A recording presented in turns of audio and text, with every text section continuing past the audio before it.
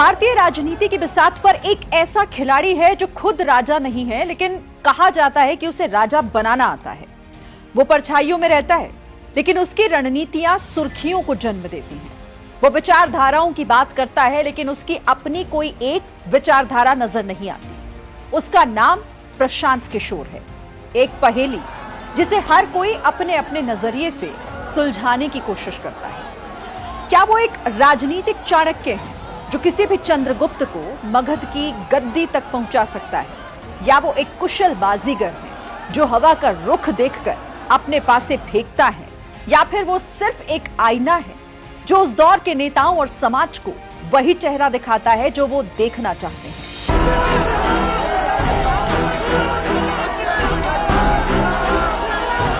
प्रशांत किशोर की कहानी किसी एक व्यक्ति की कहानी नहीं, बल्कि ये एक आधुनिक भारत की उस राजनीतिक महत्वाकांक्षा, अवसरवाद और अंतर्विरोध की कहानी है जिसे हम हर दिन अपने चारों तरफ घटते हुए देखते हैं। हर कहानी की एक शुरुआत होती है। प्रशांत किशोर की कहानी की प्रभावी शुरुआत 2011 में गांधीनगर की एक प्रयोगशाला से होती है। इस प्रयोगशाला के केंद्र में थे नरेंद्र मोदी और प्रशांत किशोर इसके मुख्य रसायन शास्त्री। लक्ष्य था एक ऐसा फॉर्मूला तैयार करना जो गुजरात की सीमाओं को लांघकर दिल्ली तक पहुंच सके। यहां प्रशांत ने पारंपरिक राजनीति के नियमों को तोड़ा। उन्होंने चुनाव को एक उत्पाद की तरह देखा और नरेंद्र मोदी को एक ब्रांड की तरह पेश किया। उन्होंने डेटा को अपना हथियार बनाया और तकनीक को अपना सारथी। वो 3D होलोग्राम रैलियां, जहां एक ही समय पर मोदी कई अलग अलग शहरों में अवतरित होते थे, किसी राजनीतिक अभियान से ज्यादा एक जादुई करिश्मे की तरह थी। उन्होंने मोदी के अतीत से चाय का एक प्याला निकाला और उसे चाय पर चर्चा के रूप में एक राष्ट्रीय विमर्श में बदल दिया। ये सिर्फ एक चुनाव प्रबंधन नहीं था, दरअसल ये एक परसेप्शन का प्रबंधन था। ये कहानी गढ़ने की एक कला थी। 2014 में जब नतीजे आए तो ये साबित हो गया कि रसायन शास्त्री का फॉर्मूला काम कर गया था। दिल्ली का तख्त मिल चुका था और प्रशांत किशोर किंग मेकर के रूप में स्थापित हो चुके थे। लेकिन सत्ता की प्रयोगशाला में अक्सर सबसे खतरनाक प्रयोग सत्ता के बंटवारे को लेकर ही होते हैं। दिल्ली में उन्हें वो नहीं मिला जिसकी उन्हें उम्मीद थी। अमित शाह के रूप में बीजेपी के पास अपना एक मजबूत संगठनकर्ता था जिसे किसी बाहरी जादूगर की बिल्कुल जरूरत नहीं थी। प्रशांत का सपना सीधे प्रधानमंत्री के साथ मिलकर नीतियां बनाने का था, लेकिन पार्टी के यथार्थ ने उन्हें किनारे लाकर खड़ा कर दिया और यहीं से उस टकराव का जन्म हुआ जो आने वाले सालों में कई चुनावी महासंग्रामों का कारण बनने वाला था।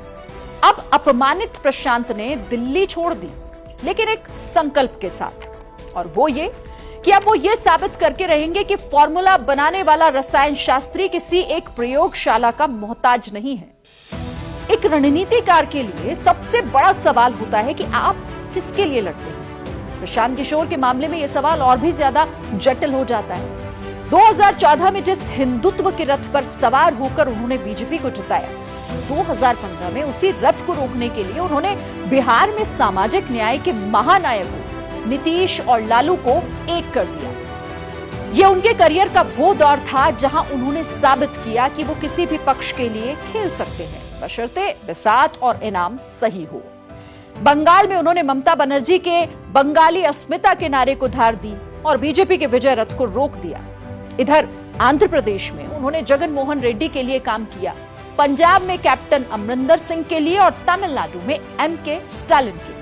प्रशांत किशोर का हर क्लाइंट अलग था, हर किसी की विचारधारा अलग थी, लेकिन प्रशांत का तरीका एक ही था कि दुश्मन की कमजोरी को पहचानो और अपने नेता की एक मजबूत छवि कर दो और एक ऐसा नैरेटिव सेट करो जो सीधे जनता के दिलो दिमाग पर छा जाए।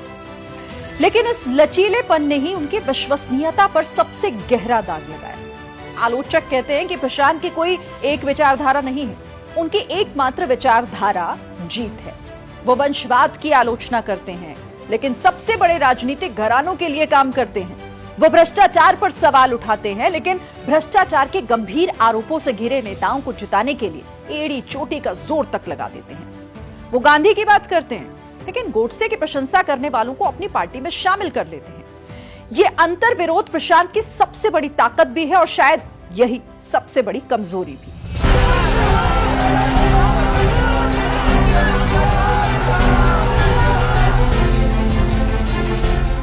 हर बाजीगर कभी ना कभी चूकता जरूर है।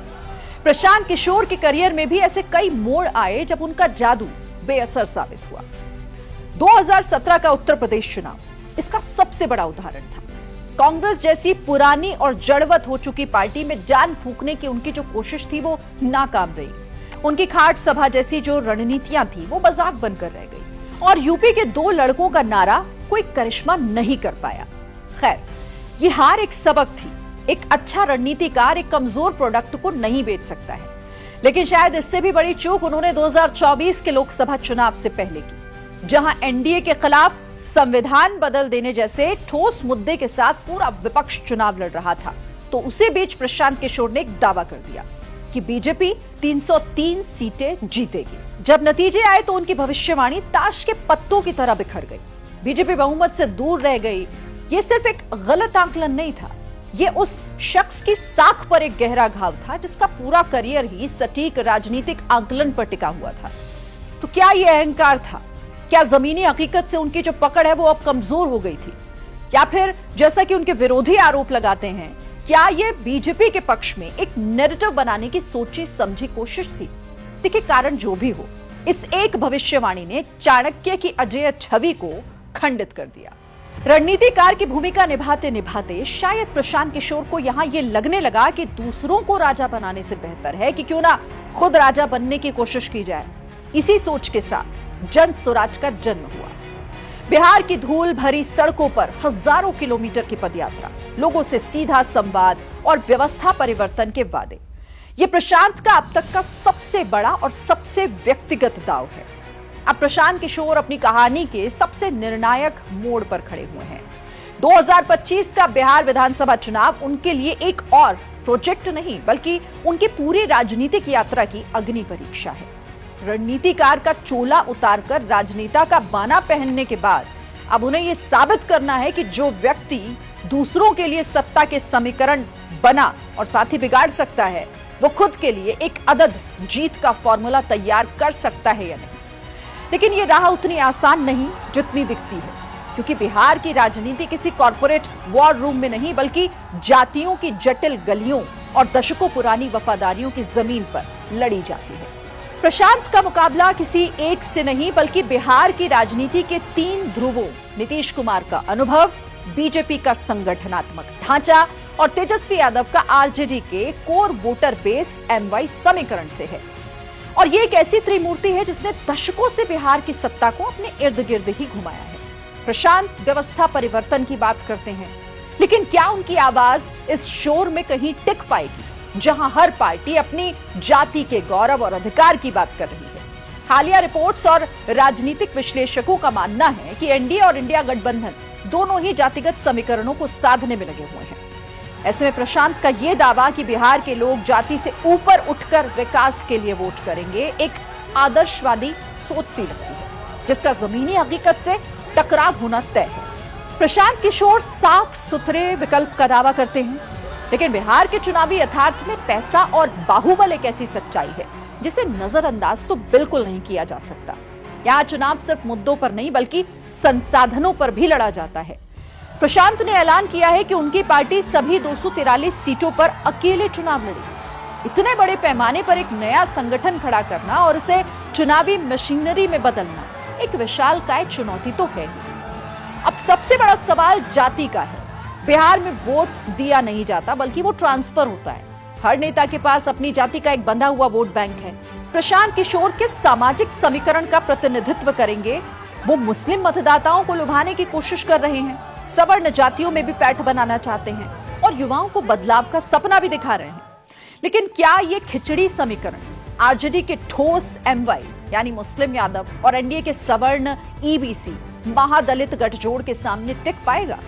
उनके साफ सुथरे दावे पर तब भी सवाल उठता है जब उनकी पार्टी में अन्य दलों से आए दागी और विवादित चेहरे शामिल हो जाते हैं। यह उनकी नई राजनीति की विश्वसनीयता को कमजोर नहीं करता है। मौजूदा राजनीतिक परिदृश्य को देखते हुए प्रशांत किशोर के लिए अकेले दम पर सरकार बनाना लगभग असंभव सा लगता है। उनकी सबसे बड़ी सफलता इस बात में होगी कि वो कितनी सीटों पर चुनाव को त्रिकोणीय बना पाते हैं और किससे वोट काट पाते हैं। वो खुद को वोट कटवा कहलाने से भी परहेज नहीं करते। हो सकता है कि 10-20 सीटें जीत जाएं और किंग मेकर की भूमिका में आ जाएं। एक ऐसी स्थिति जो विडंबनापूर्ण रूप से उन्हें वापस उसी भूमिका में ले आएगी जिसे छोड़कर वो राजनेता बने थे।